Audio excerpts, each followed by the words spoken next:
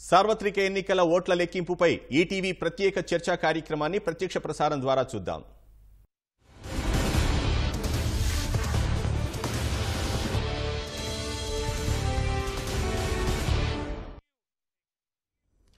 చర్చకు స్వాగతం. విజయ్ కుమార్ గారు, చూస్తే కూటమి అభ్యర్థులంతా కూడా దాదాపుగా 122 చోట్ల ఆధిక్యంలో ఉన్నారు. ఈ పరిణామాలను ఎట్లా చూడాలి సార్?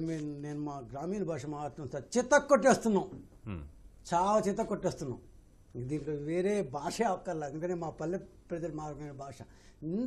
ఇంత ఇదిగా జన సునామీ వస్తుందని మేము మొట్టమొదటి చెప్తున్నాం. దాదాపు 2-3 సంవత్సరాలు చెప్తున్నాం. ఎంత వ్యతిరేకత దాన్ని ఏమంటారు ప్రజల గుండెల్లో గూడు కట్టుకుందో అదంతా ఒక్కసారిగా పెళ్లిపికి వచ్చేది ఈవీఎం దీంట్లోకి పోయింది. ఒక్కొక్కరు నోరు పారేసుకున్న వంశీ దగ్గర నుంచి, కొడాల నాని దగ్గర నుంచి, రోజా దగ్గర నుంచి, పెద్దిరెడ్డి దగ్గర నుంచి చెత్త బూతు మాటలు మాట్లాడిన వాళ్ళందరూ ఈరోజు కొట్టుకుపోతున్నారు, కాలువలో కొట్టుకుపోతున్నారు. అంటే నేను కొద్ది గట్టిగానే మాట్లాడతాను, ఎందుకంటే వాళ్ళు మాట్లాడిన మాటలకి మామూలు ఒక పార్టీ నాయకులుగా మేము ఉండొచ్చు, కానీ ప్రజలు ఏం చేయలేక బాధపడుతూ నిస్సహాయ స్థితిలో ఉండిపోయారన్నమాట. వాళ్ళ కోపం అంతా, వాళ్ళ ఆవేదన అంతా, ఆక్రోశం అంతా ఈరోజు ఓటు రూపంలో చూపించారు. ఒక్కొక్కరు ఒక్కసారి అధికారం చేతికి రాగానే మేము ఏదో పెద్దవాళ్ళు అయిపోయినా, మాకు ఎదురు లేదు, మేము 100 సంవత్సరాలు మేము ఉంటాం అన్నట్టు ఇష్టం వచ్చినట్టు ఏమంటారు సంసారాల మీద దాని మీద ఏది నోటికొస్తే అది ఇష్టం వచ్చినట్టు వాగారు. ఆ వాగే వాళ్ళంతా ఈరోజు ఏమంటారు చూడండి, ఒక్కొక్కరు కొట్టుకుపోతున్నారు. ఎక్కడ కనీసం మీకు రాయలసీమలో మాది అన్నాడు, we're doing extremely good in Rayalaseema, Uttarandhra, Nellore, Madhyandhra, Kosthandhra, Dakshinandhra ఎక్కడ చూసినా కూడా మేము ఇట్ ఈస్ స్వీపింగ్. సో ఇంత పెద్ద ఎత్తున జన సునామీ వస్తుందని ముందు నుంచే చెప్తున్నాం. కానీ ఇప్పటికన్నా కూడా ఈ రోజు కన్నా ఇంత జరిగిన తర్వాత ఆ వైకాపాలో ఉండే మొత్తం 151 మంది నేను చెప్పను, కానీ కనీసం ఒక 30-40 మంది లైవ్లో ఉన్నాం కాబట్టి మేము చెడ్డగా మాట్లాడలేం. కానీ కనీసం ఇప్పటికైనా వాళ్ళు ఎలా మాట్లాడాలి, ఎలా సంబోధించాలి అన్నా నేర్చుకోమని చెప్పాను జగన్మోహన్ రెడ్డి. కానీ కనీసం వాళ్ళ అభ్యర్థులకి మనం ఎలా మాట్లాడాలరా, ఏ విధంగా మాట్లాడాలా అనన్నా వాళ్ళ అభ్యర్థులు చెప్తే కనీసం నెక్స్ట్ టైం అన్నా ఒక 4 సీట్లు దాన్ని వస్తాయేమో. ఇది కాదు, మనం ఒక సొసైటీలో ఉన్నాం, మనం ఒక ఏమంటారు అంటే ఒక సమాజంలో ఉన్నాం. సమాజంలో ఎలా ఉండాలి అని కూడా అర్థం చేసుకోకుండా మాట్లాడిన వాళ్ళకి ప్రజలు ఇచ్చిన ఈ తీర్పు, ఇంకా అప్పులు గిప్పులు వాళ్ళకి అంతా నేను అసలు దాని గురించి మాట్లాడను. ఎందుకు కోపం వస్తామంటే చంద్రబాబు గారి వైఫ్ గురించి మాట్లాడతారా, ఇంకా మాట్లాడతారు వాళ్ళు చేయని అకృత్యం ఉందా? లక్ష్మణరెడ్డి గారు, ఇక్కడ చూస్తే రాయలసీమలో 2019లో 52 సీట్లకి 49 గెలుచుకుంది వైసీపీ. కానీ ఇప్పుడు అసలు కడప జిల్లా మినహా మిగతా ఎక్కడ తెరవలేని పరిస్థితి నెలకొంది. ఎందుకంటారు? ప్రాంతాలకు అతీతంగా ఆంధ్రప్రదేశ్లో ఉన్న దాదాపు 4 కోట్ల మంది ఓటర్లు వైకాపా ప్రభుత్వాన్ని తిరస్కరించారు. ప్రధాన కారణం అహంకారం, ప్రతీకార కాంక్ష, పాలనకు బదులు బూతులు, ఘర్షణలు, దుర్మార్గాలతో ముందుకు వెళ్ళటం, ఆంధ్రప్రదేశ్లో ఇరిగేషన్ ప్రాజెక్ట్స్ ఒక్కటి కూడా పూర్తి చేయకపోవటం, అభివృద్ధి వైపు ఏమాత్రం దృష్టి పెట్టకపోవటం, రోడ్లన్నీ ధ్వంసం చేయటం, ఏ ఒక్క రోడ్డుని బాగు చేయకపోవటం, ప్రతిపక్షాల మీద విపరీతంగా దాడులు, ఘర్షణలు, బూతులు ఇవి నిత్యకృత్యంగా జరుగుతూ ఉంటాం. కేవలం బటన్ నొక్కి డబ్బులు ఇంటికి చేరిస్తే అవి ఓట్లుగా మారి ఆ ప్రజల డబ్బుతో ఓట్లు కొనుక్కోవచ్చనేటువంటి ఒక దృక్పథం తప్పితే దానికి మించి పరిపాలన అంటే ఏంటో అర్థం కాని పరిస్థితి ముఖ్యమంత్రికి ఉంటాం. గత 5 సంవత్సరాలు మనం చూస్తే ఒక క్యాబినెట్ మీటింగ్లు తప్పితే ఆ తర్వాత ఒక్కరోజు కూడా అసెంబ్లీకి రాకపోవటం, సచివాలయాలకు రాకపోవటం, ప్రజాప్రతినిధులకి, ఎమ్మెల్యేలకి, ఎంపీలకి, మినిస్టర్లకి ఫేస్ టు ఫేస్ కలిసే అవకాశం కల్పించకపోవటం, వారితో సంభాషించకపోవటం, ప్రజలను గెలవకపోవటం, ప్రజల యొక్క సమస్యలను అర్థం చేసుకోకపోవటం, తన చుట్టూ ఒక లాబీని పెట్టుకొని, 10-12 మంది లాబీని పెట్టుకొని కేవలం డబ్బు సంపాదించడమే ధ్యేయంగా రాజకీయ అవినీతిని పరాకాష్ఠకు తీసుకెళ్లి, అది ఇసుక కావచ్చు, మద్యం కావచ్చు, మట్టి కావచ్చు, మైనింగ్ కావచ్చు, ఎర్రచందనం కావచ్చు, రకరకాల పేర్లతో డబ్బు సంపాదనే ఒక ప్రధాన భావనగా ముందుకు పోయిన పరిస్థితి ఆంధ్రప్రదేశ్ ప్రజలు చూశారు. Right.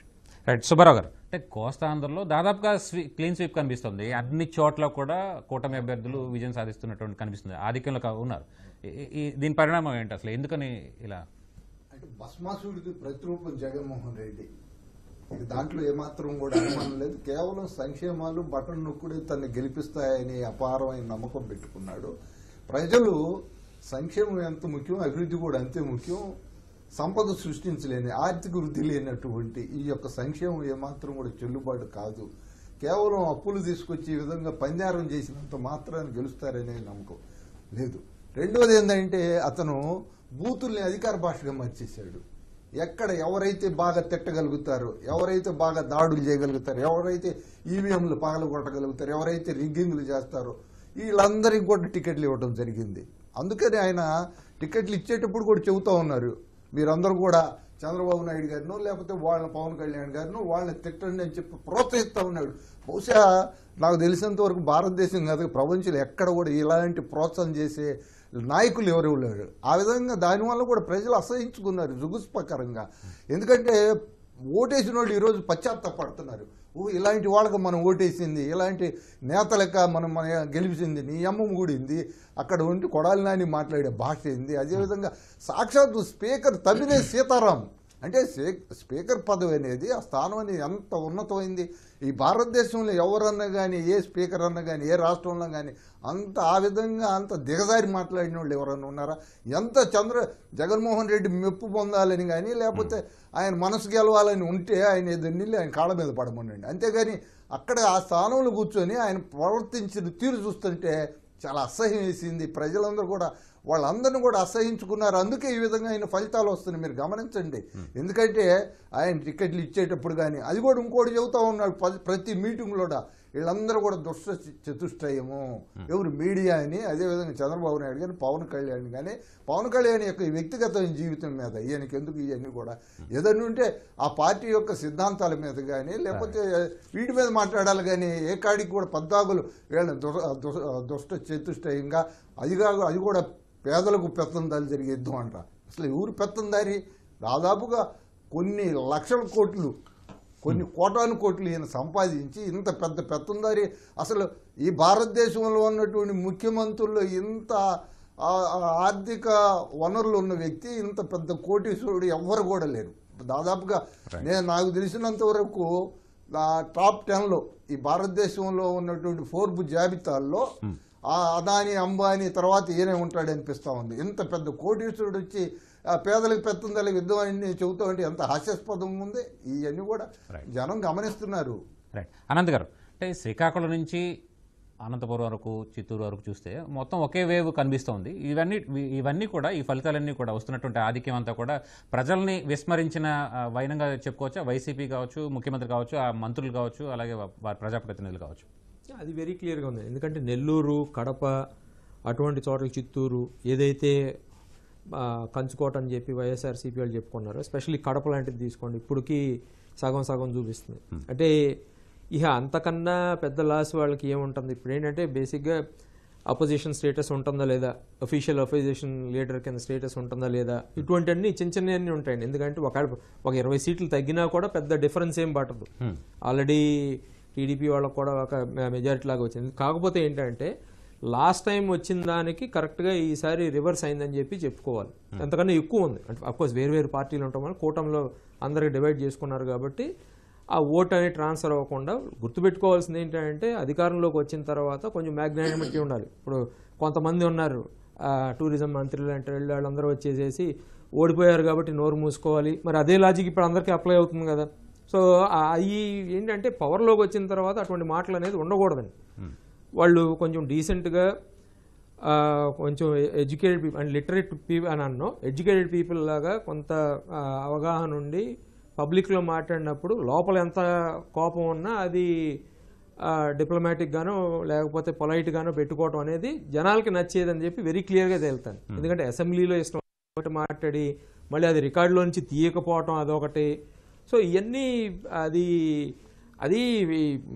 How we treat others reflects on how we treat ourselves అండి. సో వాస్తవానికి ఇక్కడ ఉత్తరాంధ్రలో విజయనగరం జిల్లా వైసీపీకి అనుకూలం అని మొదట్లో చెప్పుకొచ్చారు. అదే వైనాట్ 175 అని కూడా ముఖ్యమంత్రి గతంలో చాలాసార్లు చెప్పారు. అంటే ఇప్పుడు పరిపాలనా రాజధాని విశాఖ తీసుకెళ్తాను అని చెప్పి చివరి నిమిషం వరకు కూడా ముఖ్యమంత్రి చెప్తూనే వచ్చారు. అవేమి పనికిరాలేదంటారా? ఉత్తరాంధ్ర ప్రస్తుతం స్వీప్ దిశగా వెళ్తుంది. అంటే లాస్ట్ టైం ఒక లాజిక్ ఇచ్చారండి జగన్మోహన్ రెడ్డి గారు, అప్పుడు సీఎం గారు అసెంబ్లీలోనే మాట్లాడతా ఆ రాజధాని ప్రాంతంలో అంటే తాడికొండ సీట్లోనే మేము గెలిచాం కాబట్టి రాజధాని ఇక్కడ పెట్టడం ప్రజలకు ఇష్టం లేదు, ఇక్కడ ప్రజలకే ఇష్టం లేదు, అందుకని మేము గెలిచామని చెప్పి ఆ లాజిక్ చెప్పారు. సో అదే లాజిక్ కనుక వర్తించినట్టయితే ఇప్పుడు 3 రాజధానులు కూడా ఇష్టం లేదు, ఆయన వెల్ఫేరియస్ డెవలప్మెంట్ మోడల్ కూడా ఇప్పుడు ఇష్టం లేదనే కదా జనాలకి. సో ఫస్ట్ ఆఫ్ ఆల్ ఏంటంటే అప్పుడు వచ్చిన 151 సీట్ల దానికి తర్వాత 3 రాజధానులకు సంబంధం లేదు. ఎందుకంటే ఒక రాజధాని అనే క్యాంపెయిన్లోకి వెళ్ళారు.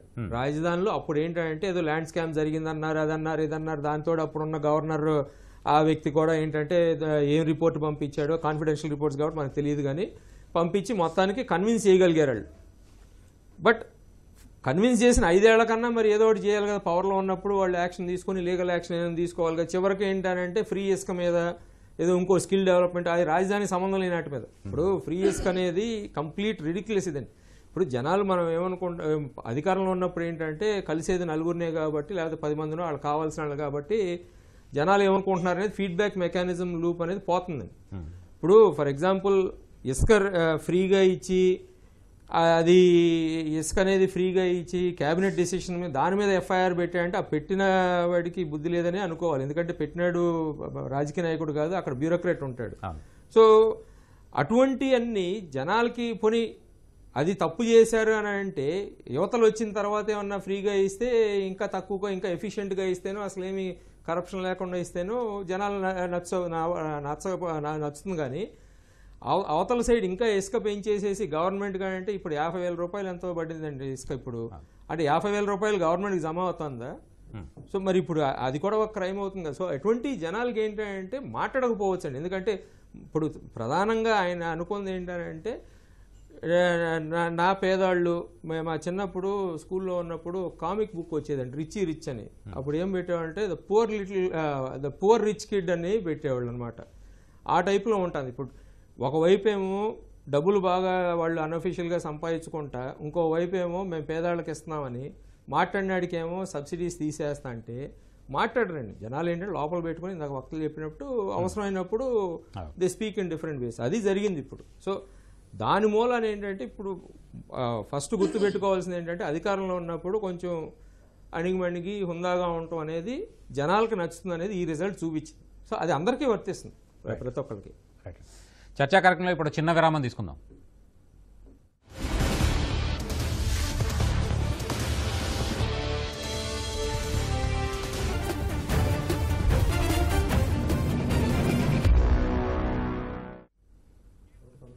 చర్చకు తిరిగి స్వాగతం. విజయ్ కుమార్ గారు, అంటే ఉమ్మడి విశాఖ జిల్లా కావచ్చు, లేకపోతే గిరిజన ప్రాంతాలు అన్ని చోట్ల కూడా గతంలో టీడీపీకి అంత పట్టు లేదు అనేది ఒక ప్రచారం ఉంది. ఇప్పుడు చూస్తే కనుక దాదాపు 12 స్థానాల్లో ఆధిక్యంలో ఉంది ఉమ్మడి విశాఖ జిల్లాలో. కారణం ఏంటంటారు సార్? కష్టాలు ఏ మనుషులకైనా ఒకటే సార్. కష్టాలు ఎస్సీ ఎస్టీలకు లేకపోతే ఇంకొరకు వేరుగా ఉండవు, ఈ మైదాన ప్రాంతాలకు వేరుగా ఉండవు. మరీ లోపల ఇంటీరియర్ తీసేస్తే ఇన్ జనరల్ అందరి కష్టాలు ఒకటే. సో జగన్మోహన్ రెడ్డి గారు పెట్టిన కష్టాలు అందరికీ ఒకేలాగా వర్తిస్తున్నాయి. ఇసుక లేదు, సిమెంట్ లేదు అంటే మేస్త్రి లేరు, బేల్దారు లేరు, ఇది లేదు, సంపాదన లేదు. అక్కడి నుంచి స్టార్ట్ చేశాడు ఆయన. ఫస్ట్ రావడం ఇసుకతో స్టార్ట్ చేశాడు. సో అక్కడి నుంచి ప్రతి కష్టం ప్రతి ఒక్కరికి అదే రకంగా ఉంది. సో ఏమంటారు, ఇందుగలరని అందు లేదంటూ ప్రతి ఒక్కరిని ప్రతి చోట ప్రతి దీంట్లో జగన్మోహన్ ఇబ్బంది పెడుతూ ఉన్నారు. కానీ ఈ దీంట్లో మనం నేర్చుకోవాల్సింది ఏంటి అంటే, నాకు నిజంగా ఈరోజు దాదాపు జగన్మోహన్ రెడ్డి గారి పాలన పూర్తి అయిపోయింది, సంపూర్ణంగా ఓడిపోతున్నాడు అని మనకు కనిపిస్తున్న నేపథ్యంలో ఆంధ్రప్రదేశ్కే కాదు, గిరిజన ప్రాంతాలకే కాదు, భారతదేశానికి మొత్తం ఇది ఒక కేస్ స్టడీ, మంచి దాన్ని పరిణామం. ఎందుకంటున్నానంటే ఒకవేళ బై ఛాన్స్ అయినా కానీ ఈసారి గెలుచుంటే భారతదేశంలోని ప్రతి రాష్ట్ర ముఖ్యమంత్రి ప్రజల డబ్బుని ప్రజలకే ఇచ్చి ఓట్లు కొనుక్కోవచ్చు అని ఒక యదవ ఆలోచన చేస్తుండేవాడు. వెధవ ఆలోచన. ఎందుకంటే వాళ్ళ డబ్బు వాళ్ళకే ఇచ్చేది. 2,60,000 కోట్లు నేను ఇచ్చానని సిగ్గు లేకుండా చెప్తాడు ఈ ముఖ్యమంత్రి గారు. 1,30,000 కోట్ల రూపాయలు మధ్యలో తీసేసని చెప్పడు. ఈ 2,60,000 మీరు అన్నట్టు గిరిజన ప్రాంతాలకి పోయి ఉంటాయి, 1,30,000 కూడా వాళ్ళు కూడా ఇచ్చారు. సో కష్టాలందరికీ ఒకటే. సో ఏ విధంగా 2,60,000 నుంచి 1,30,000 కేవలం మద్యం మీదే. కేవలం మద్యం మీదే 1,30,000 కోట్ల రూపాయలు సంపాదించిన ఈ గవర్నమెంట్ ఉండడానికి అనర్హులు అనే ఇప్పుడు ఇవాళ ప్రజలు చెప్పారు. ఒక్కొక్కటి మనం చూసుకుంటూ పోతే ఇసుక అన్నాను, మద్యం అన్నాను, ఇట్లా మనం ఏదైనా చూసుకుంటూ పోతే ప్రతి చోట ఇతను ప్రజల్ని బాధ పెట్టాడు, ఇబ్బంది పెట్టాడు, దమనకాండ సాగించారు, పోలీసులు కేసులు పెట్టారు. ఈ ఎస్సీ ఎస్టీల మీద ఎస్సీ ఎస్టీ కేసులు పెట్టిన ఎవరు ఎక్కడన్నా ఏ ముఖ్యమంత్రి గారిని చూసామా? వాళ్ళ మీద వాళ్ళ కేసులు పెడితే అట్లా ప్రతి ఒక్కరిని ఇబ్బంది పెడుతూ వచ్చాడు. ఇంకోటి, సో ఆయన యొక్క మెయిన్ ఫార్ములా ఏంటి అంటే, మళ్ళా నేను భారతదేశానికి వెళ్తాను, మెయిన్ ఫార్ములా ఏంటి, ఎవరినో వాళ్ళు వీళ్ళు పట్టుకొని అప్పులు తెచ్చేసామనుకో, దొంగ అప్పులు తెచ్చామనుకో, దాన్ని కార్పొరేషన్ తెచ్చేసామనుకో, మొత్తం వీడి వాళ్ళకి కానీ వాళ్ళ డబ్బులు వాళ్ళకే ఇచ్చేస్తే మనకు ఓట్లు పడిపోతాయని. ఎంత అసంబద్ధమైన ఆలోచన, అక్రమమైన ఆలోచన, నిరంకుశమైన ఆలోచన, చెత్త ఆలోచన. చెత్త మీద కూడా పన్నేశారు. నా కింద గుర్తురాలేదు. చెత్త మీద కూడా నువ్వు పన్నేసి పైగా ఆ పన్ను కట్టకపోతే ఆ చెత్త తెచ్చి వాళ్ళ షాపులు ముందేస్తూ ఎందుకంత నిరంకుశంగా పరిపాలించాల్సిన అవసరం ఏమొచ్చింది? సో ఎక్కడ పడితే అక్కడ అప్పులు తెచ్చాడు.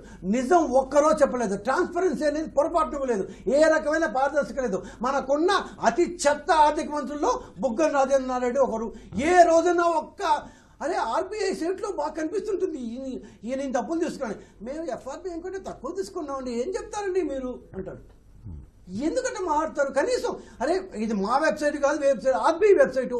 ఆర్బీఐ వెబ్సైట్లో 4 లక్షల అప్పటికి 4,82,000 కోట్ల రూపాయలు కేవలం ఆర్బీఐ నుంచి తీసుకున్నారు. ఎఫ్ఆర్బీఐ క్రాస్ చేశారు, బాగా తెలిసిపోతుంది. ఎవ్రీ వీక్ అక్కడ వస్తున్న దాంట్లో మేము నోట్ చేసుకుంటున్నాం, మేము ఎఫ్ఆర్బీఐ దాటలేదు అంటాడు. అంటే అసంబద్ధంగా అడ్డంగా వాదించేదన్నమాట. సో అప్పులు తెచ్చుకొని సంపాదనకి కొరగాని వాడు ఎందుకు పనికిరాడు. జగన్మోహన్ రెడ్డి గారు సంపాదించారా? లేదు. 6,800 కోట్ల రూపాయలు మేము మంత్లీ ఆదాయాన్ని ఇచ్చిపోతే ఆయన ఇన్ఫ్లేషన్ 5% వేసుకుంటే ఆయన ఇప్పుడు 7,500 కోట్లు వాడు. సంపద సృష్టి కానీ చేతగాని ముఖ్యమంత్రి. ఎందుకంటే ఉండే ఎంత పోతే ఎంత, సంపద సృష్టి లేదు. అప్పులు తెచ్చేసి ఎంతకాలం చెప్తాడు? ఎప్పటికాలం? ఇప్పుడు వాళ్ళు ఇవ్వను, అప్పుడు ఏం చేస్తాం? సో నీకు సంపాదన చేత కాకపోతే ఇంకొన్ని పక్క రాష్ట్రాల్లో ఉన్నారు కదా, ఇటు పక్క తెలంగాణ, అటు పక్క ఏమైనా తమిళనాడు, కర్ణాటక వాళ్ళు సంపాదిస్తున్నారు. వాళ్ళు సంపాదించినప్పుడు మనం ఎందుకు సంపాదించలేదు? ఎందుకు ఈ ముఖ్యమంత్రి సచివాలయానికి ఒకరోజు రాడు, ఉంటారు ఐఏఎస్ ఆఫీసర్లతో మాట్లాడు, ఇంట్లో ఉంటాడు. ఇంట్లో కూర్చుని ముఖ్యమంత్రి మాకెందుకండి? అదే చెప్పారు ఇవాళ ప్రజలు. రైట్ అండి. లక్ష్మణరెడ్డి గారు, అంటే ఇక్కడ విజయ్ కుమార్ గారు చెప్పినట్టుగా డోన్లో కూడా టీడీపీ అభ్యర్థి ముందంజలో ఉన్నారు. అక్కడ మంత్రి బొగ్గన తక్కువ మెజార్టీతో ఉన్నారు. అయితే ఈ మంత్రులందరూ కూడా ఒకరిద్దరు మినహా మొత్తం మంత్రులందరూ కూడా ఓడిపోయే పరిస్థితిలో కనిపిస్తోంది. ఇదంతా ప్రజలకి వాళ్ళు చేరువుగా లేని పరిస్థితినే చెప్పుకోవచ్చా? ప్రధానంగా ఆంధ్రప్రదేశ్లో ఏ మంత్రి ఏ శాఖను నిర్వహిస్తున్నాడు అని చెప్పమంటే సీనియర్ జర్నలిస్టులు కూడా అందరు మంత్రుల యొక్క శాఖలు చెప్పలేని పరిస్థితి. దానికి కారణం ఏ మంత్రిని కూడా వాళ్ళ శాఖను నిర్వహించే అవకాశాన్ని ఈ రాష్ట్ర ముఖ్యమంత్రి కలిగించలేదు. వ్యవసాయ శాఖ మంత్రి రాష్ట్రంలో ఉన్న 26 జిల్లాలకు వెళ్లి ఆ జిల్లాలో ఉన్న వ్యవసాయ శాఖ అధికారులతోనూ అక్కడ ఉన్న ప్రజాప్రతినిధులతోనూ కూర్చొని చర్చించి ఆ రంగం యొక్క అభివృద్ధికి ఏం చేయాలని ఆలోచించాలి.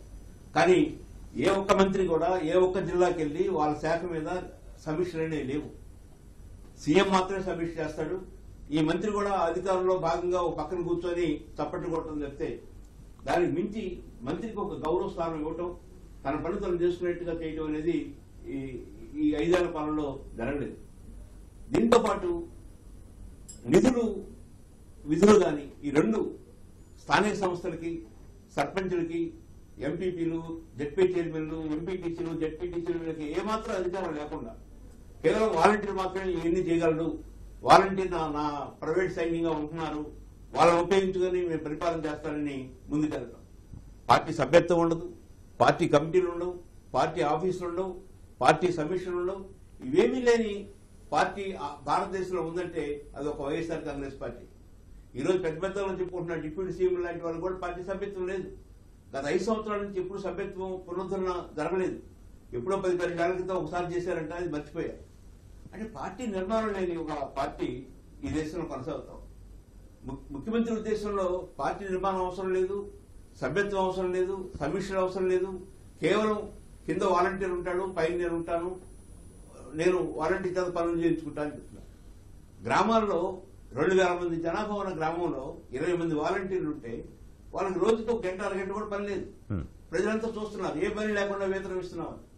అదే అక్కడే సచివాలయంలో 12 మంది సచివాలయ సిబ్బంది ఉంటున్నారు. ఒక్కొక్కరు 35,000 40,000 జీతం ఇస్తున్నారు. ఆ 10-12 మందిలో 2-3 మాత్రమే పని ఉంటుంది, మిగతా వాళ్ళకి పని లేని పరిస్థితి. అంటే పని లేకుండా పని చూపించకుండా జీతాలు తెలుస్తున్న పరిస్థితి ఒకవైపు ఉంది. ఇంకోవైపు అభివృద్ధి మీద ఒక్కసారి సమస్య లేదు. ఉదాహరణకు మద్య నియంత్రణ, మద్య నిషేధం చెప్పారు. 5 సంవత్సరాల్లో 3 దశల్లో మద్య నిషేధాన్ని అమలు చేస్తాను, 4వ దశలో చివరిలో ఒక 5 స్టార్ హోటల్స్ లో మినహా ఇంకెక్కడా మద్యం లేని పరిస్థితి కనిపిస్తానని చెప్పారు. కానీ ఆచరణలో దానికి పూర్తి భిన్నంగా వ్యవహరించారు. మద్యం గతంలో 50 రూపాయలకి దొరికే చీప్ లిక్కర్ ఇప్పుడు 150-200 రూపాయలకి తీసుకెళ్లడం, మొత్తం సుమారు 25,000 నుంచి 30,000 కోట్ల రూపాయలు ప్రతి సంవత్సరం మద్యం మీద సంపాదిస్తున్న పరిస్థితి. మద్యం షాపుల్లో చిన్న చిన్న టీ స్టాల్కి వెళ్ళినా కూడా అక్కడ ఆన్లైన్ లో డబ్బులు పే చేస్తున్నాం. కానీ మద్యం షాపుల్లో క్యాష్ మాత్రమే తీసుకునే పరిస్థితి ఉంది. ఇలాంటి రకరకాల దోపిడీ. డబ్బు సంపాదిస్తే చాలు, డబ్బు విపరీతంగా వస్తే చాలు, ఆ డబ్బే మనల్ని గెలిపిస్తున్నటువంటి లక్ష్యంతో ముందుకెళ్ళాడు. అందుకోసమే ఇసుక్ అని రకరకాల మాఫియాలని ప్రోత్సహించాడు. ఒక్కొక్క ఎమ్మెల్యే ఏమీ సంపాదించలేదు అనుకున్న ఎమ్మెల్యే కూడా 100 కోట్ల నుంచి 1000 కోట్లతో సంపాదించిన పరిస్థితి. దేన్ని వదలలేదు. వ్యవస్థల్ని ఇంత ధ్వంసం చేసిన ప్రభుత్వం గతంలో ఎక్కడా లేదు, భవిష్యత్తులో ఉండబోదనిపిస్తుంది. ఒక పోలీస్ స్టేషన్కి వెళ్తే ఒక బాధపడుతూ ఒక వ్యక్తి మీ ఎమ్మెల్యే చేత ఫోన్ చేయించండి, మీ గ్రామ నాయకుడి చేత ఫోన్ చేయించండి, ఒక లెటర్ తీసుకురండి అని అడిగే దౌర్భాగ్య పరిస్థితి ఈ రోజు పోలీస్ స్టేషన్ లో కనపడుతుంది. ఇలాంటి వ్యవస్థలు అంటే రెవెన్యూ వ్యవస్థ కానీ పోలీస్ వ్యవస్థ కానీ పూర్తిగా ధ్వంసం చేసి ఆ పార్టీ నాయకుడు ఏం చెప్తే అదే న్యాయంగా ఉన్న పరిస్థితి. వాట్సాప్ లో చిన్న మెసేజ్ పంపిస్తే వెంటనే అర్ధరాత్రి వెళ్లి అరెస్ట్ చేసే పరిస్థితి. వీటన్నింటినీ గమనించారు ప్రజలు. గమనించే ఈరోజు ఇంత తిరస్కారం చేశారు. అనంత్ గారు, అంటే రాయలసీమలో పూతలపట్టు లాంటి నియోజకవర్గంలో కూడా టీడీపీ ఆధిపత్యాన్ని ప్రదర్శిస్తుంది. అంటే ఇలాంటి విషయంలో ఇక్కడ గతంలో రాయలసీమలో వైసీపీకి పట్టున్న ప్రాంతం అయితే వివేకానందరెడ్డి హత్య విషయంలో సునీత కావచ్చు, షర్మిల చేసినటువంటి ప్రచారం కూడా ఒక ప్రభావం సృష్టించిందంటారా? డెఫినెట్గా ఉంటుందండి. ఎందుకంటే ఇప్పుడు అపోజిషన్ ఉన్నప్పుడు ప్లస్ ఏంటంటే కోపం ఉన్నప్పుడు ఏంటంటే ఇవన్నీ యాడ్ అవుతాయి. ప్లస్ ఏంటంటే వివేకానంద రెడ్డి గారు అనేటప్పటికి ఇప్పుడు కడప జిల్లాలో ప్లస్ రాయలసీమలోనే ఆయన రాజశేఖర రెడ్డి గారికి ఎంత క్లోజ్గా ఉండేవాళ్ళు అనేది అందరికీ తెలిసింది, అది కొత్త ఏం కాదు. సో అటువంటిది చంపేశారని అంటాం ఒకటేను, చంపిన వాళ్ళు పక్కన ఉన్నారు లేకపోతే అదే పార్టీలో రూలింగ్ వాళ్ళ పార్టీలోనే ఉన్నారు అనేటప్పటికల్లా షాక్ అనేది ఉంటుంది. ఇప్పుడు మనకేంటంటే ఇప్పుడు ఫర్ ఎగ్జాంపుల్ కృష్ణా గుంటూరు జిల్లాలో ఉన్నాళ్ళు వివేకానంద రెడ్డి గారు లేకపోతే ఫ్యామిలీతో టచ్ ఉండకపోవచ్చు కానీ బట్ ఎప్పుడైతే అది ఉంటుందో ఆ తర్వాత ఎలక్షన్ ముందు 2019 ఎలక్షన్ ముందు ఎలక్షన్ తర్వాత ఆ కంప్లీట్ కాంట్రడిక్టరీ స్టేట్మెంట్స్ అనేది ఇంకా ఎక్కువ అనుమానాలకు తావదీసినాయి కాబట్టి ప్లస్ అక్కడ ప్రొటెక్ట్ చేయటం అన్నీ అటువంటి మెజర్స్లో ఆ సింపథైజర్స్కి hard core sympathisers main sympathisers ఎవరైతే ఉంటారో ఆ ఫ్యామిలీని అటా ఇది చేయటం అనేది డెఫినెట్ నచ్చదండి. ఆ పార్టీ అనే కాదు ఏ పార్టీ కన్నా ఆ లీడర్ తాలూకా లేకపోతే మెయిన్ లీడర్ తాలూకా. ఇప్పుడు ఫర్ ఎగ్జాంపుల్ వైఎస్ఆర్సీపీ ఉంది అని అంటే వైఎస్ఆర్సీపీ 2019లో బేసిక్గా ఉన్న ఇదేంటంటే జగన్ గారు నేను ఇది చేస్తాను అన్నప్పటికీ అందరూ కూడా ఏంటంటే ఓటు వేసింది ఏంటి ఆ బ్యాక్గ్రౌండ్ చెక్ లాగా ఏం చూసుకున్నారంటే రాజశేఖర రెడ్డి గారు కుమారుడు ఆయన చేశారంటే ఆయన కన్నా ఎక్కువ చేస్తారు, తక్కువ చేస్తారని అనుకోలేదు ఎవరో కూడా. సో లేకపోతే ఆయన లాగా చేస్తారు, ఈక్వలెంట్ ఆర్ మోర్ అనుకున్నారు కానీ లెస్ అని అనుకోలేదు. సో అటువంటిప్పుడు ఇటువంటి అన్నీ వస్తే ఆటోమేటిక్గా ఎఫెక్ట్ ఉంటుంది. కాకపోతే ఏంటంటే అది దాని వెయిటేజ్ ఎంత ఉంటుందో ఎఫెక్ట్ అనేది అది మనం చెప్పడం కష్టం అవుతుంది. బట్ ప్రాబ్లమాటిక్ ఏమైందంటే అండి ఇప్పుడు ఒకటి గమనించినట్టయితే లాస్ట్ 5 years ఎవరెవరైతే ఏ ఏరియాలో అయితే ఏ సెగ్మెంట్లో అయితే ఎకనామిక్ కానీ సోషల్ సెగ్మెంట్లో కానీ 2019లో బాగా సపోర్ట్ చేశారు అదే ఏరియాలు అదే ప్రాంతాలు అదే సోషల్ సెగ్మెంట్స్ బాగా సఫర్ అయినాయి. ఇప్పుడు ఫర్ ఎగ్జాంపుల్ రాయలసీమలో ఉన్న మెయిన్ ప్రాబ్లం ఏంటి? Water crisis. హంద్రీనివా ప్రాజెక్టు అప్పుడు చాలా వరకు కంప్లీట్ అయింది. ఇప్పుడు కుప్పం కూడా వాటర్ తీసుకెళ్తానని అన్నారు.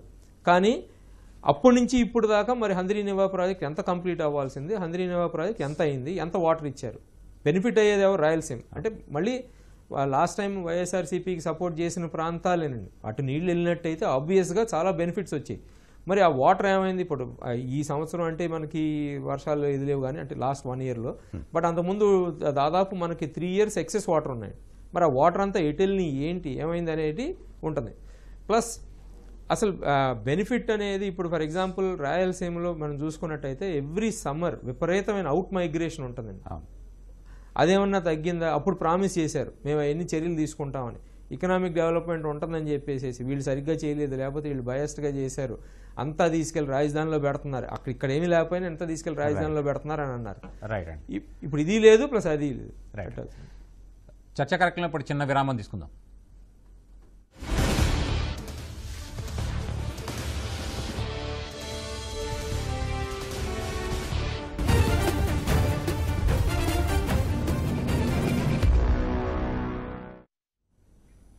చర్చకు తిరిగి సాగుతాం. సుబ్బారావు గారు, అంటే ఈ ఫలితాలు చూస్తుంటే అది శ్రీకాకుళం నుంచి అనంతపురం వరకు అలాగే చిత్తూరు వరకు చూస్తే మీకు ప్రతి చోట కూడా కూటమి ఆధిక్యం కనిపిస్తుంది. గతంలో చాలా చోట్ల తాడిపత్రి, ధర్మవరం, మాచర్ల ఇలా చాలా చోట్ల సామంతరాజ్యాలుగా ప్రకటించుకున్నారు. దాదాపుగా అదే పరిస్థితి కొనసాగి అసలు వీటిని ఎట్లా విశ్లేషిస్తారు మీరు?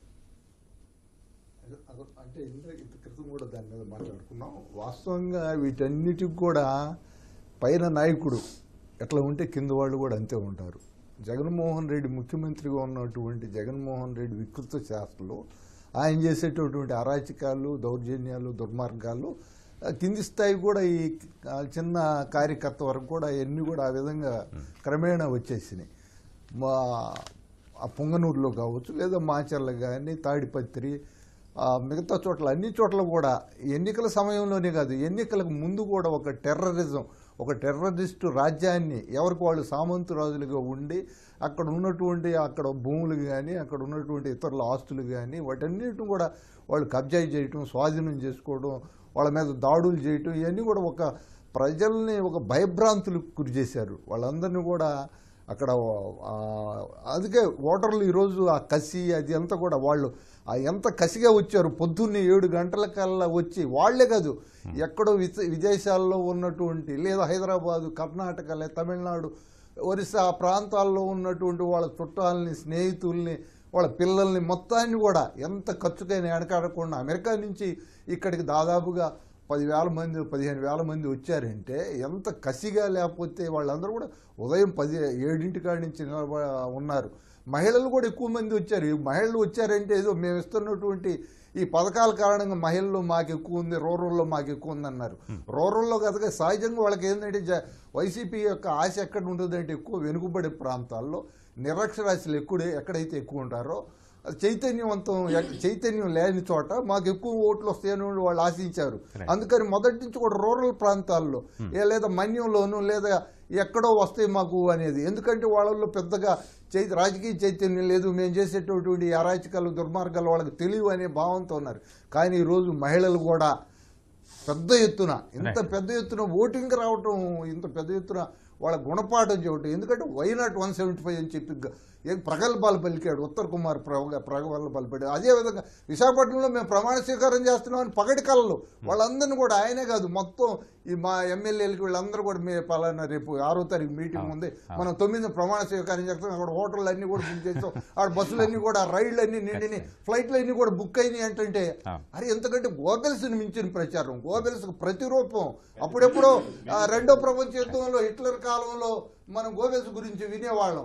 ఈ రోజు అక్కడ కూడా అంతే, కొద్దిసేపట్లో హిట్లర్ ఓడిపోతున్నాడు, అక్కడ జర్మనీ ఓడిపోతుంది అని చెప్పే పరిస్థితి, ఓడిపోయింది, చచ్చిపోయాడు. ఆ తర్వాత కూడా గోబెల్స్ రేడియో ప్రసంగం చేస్తా మనం గెలవబోతున్నాం, రష్యాని ఆక్రమించుకున్నాం, మాస్కోలో మన జెండా ఎగురుతుంది అంటున్నాడు. దానికి ప్రతిరూపంలో ఉన్నాడు అచ్చం కూడా జగన్మోహన్ రెడ్డి. గోబెల్స్ మించుకునేవాడు. మనం ఓడిపోతున్నామని వాడికి తెలుసు, జగన్మోహన్ రెడ్డికి తెలుసు, కానీ విశాఖపట్నంలో ప్రమాణ స్వీకారం చేస్తున్నాడు అంటాడు. ఇంతకంటే అబద్ధాలు కానీ, అతిశయోక్తులు కానీ, అసత్యాలు కానీ, అర్ధసత్యాలు కానీ అక్కడ ఉంటాయా? విజయ్ కుమార్ గారు, అంటే 2019లో రాజధాని ప్రాంతంలో వైసీపీ హవా చూపించింది. ఇప్పుడు 2 కోర్ క్యాపిటల్ ప్రత్యేకించి 2 టీడీపీ ఆధిక్యం కనబరుస్తుంది. ఎట్లా చూడాలి దీన్ని? సార్, ఆంధ్రప్రదేశ్లో జగన్మోహన్ రెడ్డి గారి దమనకాండ ప్రారంభమైందే అమరావతిలో. అదొక విషాద గాథ. అమరావతి క్యాపిటల్ విషాద కదా, అమరావతి ప్రజల యొక్క విషాదం అంతకంటే పెద్దది. ఒక్కొక్క మహిళల్ని జుట్టుబట్టి ఈడ్చుకొచ్చారు రోడ్లోకి. ఈయన సోకాళ్ళు పోలీసులే కొన్ని 100 ఫోటోలు చూసాం మనం.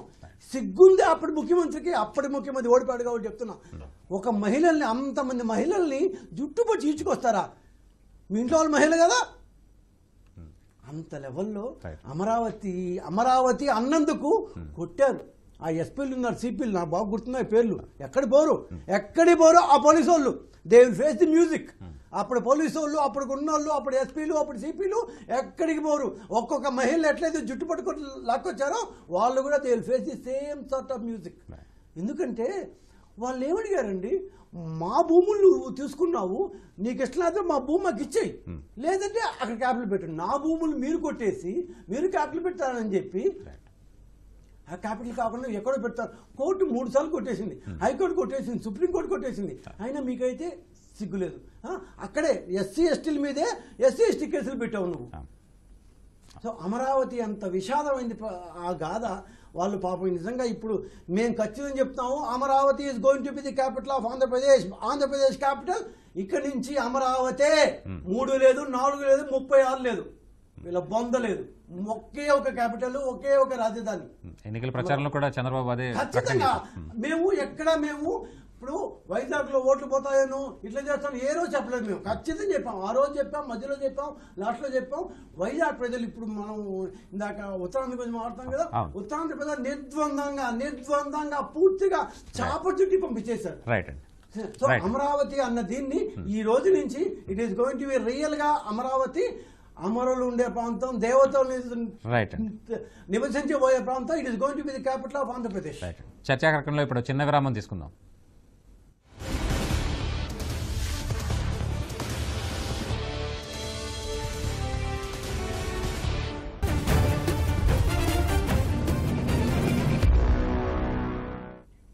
చర్చకు తిరిగి స్వాగతం. అనంత్ గారు, ఇక్కడ వైసీపీ 175 స్థానాల్లో పోటీ చేసింది, కానీ ఆధిక్యం చూస్తే 20 స్థానాలు ఉన్నాయి. అటు జనసేన 21లో పోటీ చేసి 19లో ఆధిక్యం. ఎలా చూడాలంటారు, ఎట్లా విశ్లేషిస్తారు మీరు?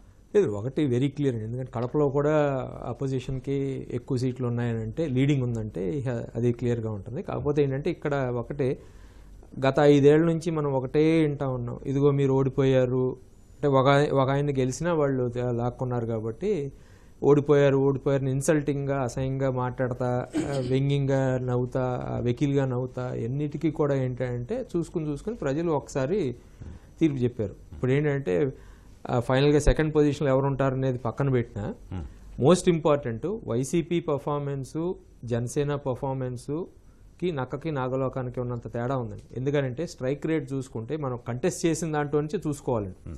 దాదాపు 90%, 80% స్ట్రైక్ రేట్ ఉందనంటే అది ఎక్స్ట్రాడినరీ సక్సెస్ కింద. పార్లమెంట్లో అయితే కనుక చూసుకున్నట్టయితే 100% కనపడుతుంది లీడింగ్. సో అట్టా YSRCP strike rate success rate కనుక చూసుకున్నట్టయితే వైఎస్ఆర్సీపీకి అధ్వానంగా ఉంటుంది, worse than TDP last time ఉందని. సో అది చూసుకోక్కర్లా. అది ఇదంతా కూడా ఏంటంటే స్వయంగా వాళ్ళకు చేసుకున్న ప్రాబ్లమేనండి. అసహ్యంగా మాట్లాడటం అనేది ఒకటి, పాలసీ లేకపోవడం ఒకటి, ఇప్పుడు ల్యాండ్ టైటిలింగ్ యాక్ట్ లాంటివి తీసుకొచ్చింది ఒకటి. ఫస్ట్ అసలు నన్ను అడిగితే మొట్టమొదటి టీడీపీ కూటమి చేయాల్సిన పని ఏంటంటే అది విత్డ్రా చేసేసి, ఆర్డినెన్స్ పాస్ చేసి విత్డ్రా చేసుకుని ఆ తర్వాత ప్రజలకి క్షమాపణ చెప్పడం కూడా అసెంబ్లీ మంచిదండి. వాళ్ళు చేసిన తప్పు కనీసం మేము సరిదిద్దుకున్నాం. ఎందుకంటే అంతకన్నా దారుణమైన యాక్ట్ నేనైతే ఇప్పుడు దాకా చూడలేదు. తర్వాత ఇందాక వక్తలు చెప్పారు, ఎస్సీల మీద ఎస్సీ ఎస్టీ అట్రాసిటీస్ యాక్ట్ పెట్టారని. ఇంకొక అంశం ఉందండి, నేను చూసిన ఒక ఎఫ్ఐఆర్లో అయితే కనుక వాళ్ళు ఎఫ్ఐఆర్ ఎట్టా ఫైల్ చేశారంటే, కంప్లైంట్ ఇచ్చిన వాళ్ళు ఎస్సీ అని అయి ఉండాలి కాబట్టి ఎస్సీ అని పెట్టి హైఫన్ పెట్టి క్రిస్టియన్ అన్నారండి. నాకు తెలిసి 52 ప్రెసిడెన్షియల్ ఆర్డర్లో కూడా ఎస్సీ క్రిస్టియన్ అనేవాళ్ళు ఎస్సీ కింద రారండి. ఇటువంటిది నేను పర్టికులర్గా ఎందుకు పాయింట్అవుట్ చేశానంటే దాని మూలం ఆ హెరాస్మెంట్ అనేది ఎట్టా ఉంది. అది ఇప్పుడు లక్ష్మణరెడ్డి గారు, అంటే అత్యంత వివాదాస్పదంగా ఉన్నటువంటి పల్నాడు ప్రాంతంలో ఈ ఫలితాలని ఎట్లా విశ్లేషిస్తారు మీరు? అంటే అక్కడ శాసనసభ్యులుగా ఉన్న పిన్నెల్లి రామకృష్ణారెడ్డి అరాచకాన్ని, దౌర్జన్యాన్ని స్వయంగా చూసిన ప్రజలు అక్కడ మాచర్లలోనే ఓటమి పాలు చేయకుండా దాంతోపాటు గురిజాల, నర్సరావుపేట, మిగతా ప్రాంతాల్లో కూడా ఆ ఓటమి రావడానికి కారణం మాచర్ల యొక్క సంఘటన. అదేవిధంగా తిరుపతిలో, చంద్రగిరిలో జరిగిన సంఘటనలు కానీ, అక్కడ తాడిపత్రి లాంటి చోట జరిగిన సంఘటన కానీ, ఒక చోట జరిగిన సంఘటన ఈ సోషల్ మీడియా ద్వారా కానీ, ఎలక్ట్రానిక్ మీడియా ద్వారా కానీ, ప్రింట్ మీడియా ద్వారా కానీ రాష్ట్ర ప్రజలందరికీ తెలిసిపోతుంది. వీళ్ళు ఈ అధికారం ఉండటం వల్లే ఇలా చేశారు, రేపు మళ్ళీ అధికారం ఇస్తే మళ్ళీ ఇది ఇలాగే పునరావృతం అవుతుంది, దీనికి స్వస్తి పలకాలనేటువంటి ఒక బలమైన కోరిక ప్రజల్లో పెరగడానికి దోహదపడింది. ప్రతి ఊర్లో ఒక జగన్, ఒక సజ్జల కనబడుతూ ఉంటారు. అక్కడ లిటిగెన్సీ పెట్టడం, అక్కడ భూములుంటే దోచుకోవటం, అక్కడ ప్రత్యర్థుల మీద హింస చేయటం, వాళ్ళ మీద దాడులు చేయటం, వాళ్ళని ఇబ్బంది పెట్టడం, ఇది నిత్యకృత్యంగా మారింది. ఇది ఇక భరించలేము ఈ రాష్ట్రం అని చెప్పిన ఉద్దేశంతో ప్రజలు ముందుకు వచ్చారు. కేవలం అదే కాదు, ఇప్పుడు ఎస్సీ ఎస్టీస్ కి 27 రకాల పథకాలు ఉన్నాయి. ఆ పథకాలన్నీ రద్దు చేశారు. రైతుల అభివృద్ధి కావడానికి డ్రిప్ ఇరిగేషన్ లాంటి చాలా పథకాలు ఉన్నాయి, అవన్నీ రద్దు చేశారు. ఎస్సీలు విదేశం వెళ్ళడానికి అనేక అవకాశాలు ఉన్నాయి, వాటిని తొలగించారు. వీటన్నిటికన్నా ముఖ్యంగా బతికున్న వ్యక్తుల పేరుతో జగనన్న కానుక, జగనన్న చేయూత, జగనన్న ఆ పిచ్చి పరాకాష్ఠలు తేలింది. చివరికి ఏ స్థాయికి తేలిందంటే మధ్యాహ్నం భోజనంలో చిన్న చిక్కీ అనే ఒక చిన్న స్వీట్ ఐటమ్ ఇస్తారు, దాని మీద కూడా జగన్ ఫోటో, పాస్బుక్ మీద జగన్ ఫోటో, సర్వే రాళ్ళ మీద జగన్ ఫోటో, ఇట్లా అదొక పరాకాష్ఠలు చేరడం కూడా ప్రజలు అసహించుకున్నారు. అతి ఉండకూడదు. చర్చా కార్యక్రమంలో ఇప్పుడు చిన్న విరామం తీసుకుందాం.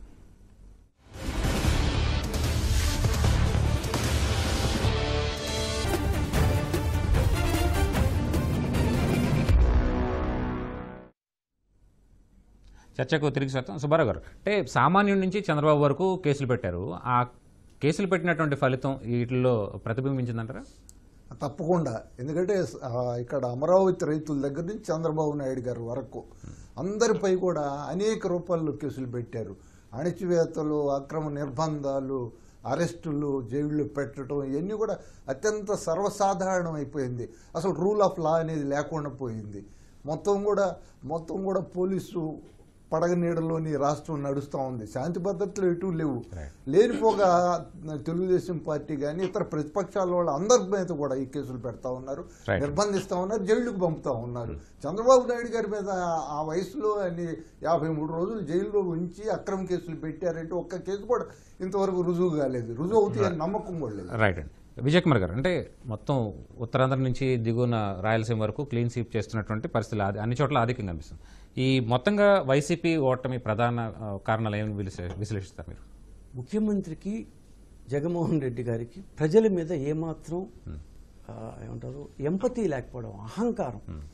నేను ఏమైతే చేస్తాను, ఇష్టం వచ్చింది చేస్తాను. సింపుల్ చెప్పాలంటే ల్యాండ్ టైటిలింగ్ చివరిలో వచ్చింది. ల్యాండ్ టైటిలింగ్ యాక్ట్ ఎంత గందరగోళం చూస్తారు. వాళ్ళ పార్టీ వాళ్ళు చెప్పారు ఈ తప్పు వద్దు అని, వాళ్ళ పార్టీ వాళ్ళు చాలా మంది మాతో కూడా చెప్పారు. కానీ కనీసం ముఖ్యమంత్రి కనీసం అదే అవునా నేను చూస్తాను, ఇది కొన్ని మారుస్తాను అనేది కూడా చేయట్లేదు. సో ఆయన మనసులో ఫ్యాక్షనిజం అట్లే ఉంది, కానీ మేక ఉన్న పులంటారు ఆ టైప్ లో పట్టుకొని వచ్చారు. చర్చా కార్యక్రమంలో ఇప్పుడు చిన్న విరామం.